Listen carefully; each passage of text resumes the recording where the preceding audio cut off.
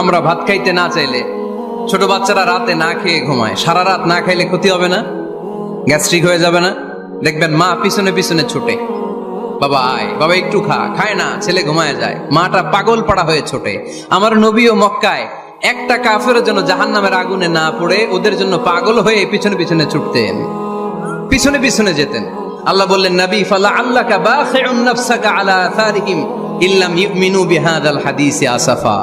নবী হে, আপনি ওদের ভালোর জন্য ওদের পিছনে ছুটতে ছুটতে, ওদের পিছনে ছুটতে ছুটতে আপনি তো আপনার জানটারে শেষ করে দিবেন। আপনি তো নিজেরা শেষ করে দিচ্ছেন ওদের পিছনে ছুটতে ছুটতে। নবী গো, আপনি ওদের পিছনে ছুটতে ছুটতে নিজের জানটারে শেষ করে দিয়েন না। রহমতের নবী, সবার জন্য হৃদয়ে ভালোবাসা আছে না নাই?